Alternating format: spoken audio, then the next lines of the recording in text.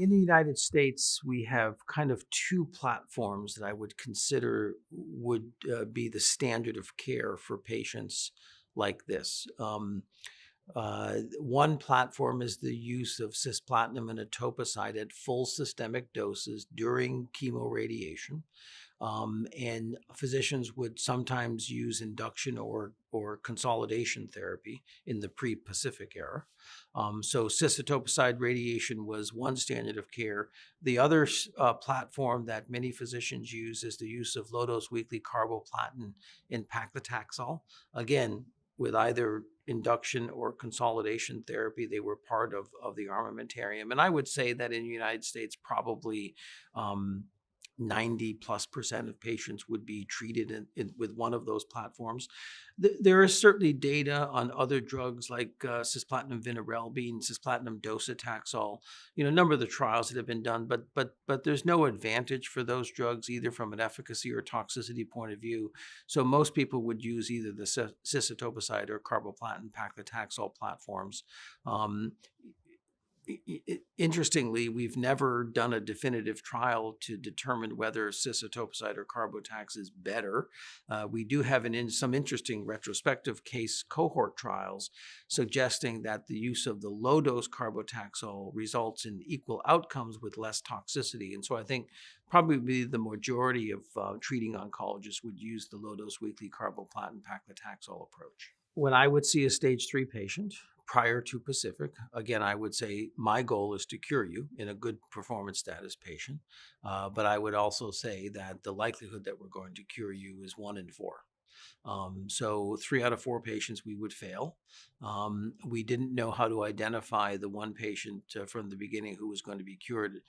It was very I think a difficult time for patients in stage 3 disease prior to Pacific is, my doctor says I can be cured. I'm going to get through this chemo radiation and hope for the best. You would get through the chemo radiation. That would typically take 3 months. You would do a follow-up CT scan. And at that point, in most patients, things look good.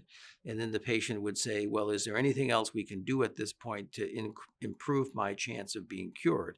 And again, we had tried a number of things that never really worked out to show an advantage. So the standard of care was this 2 to 3 month platform of chemoradiation.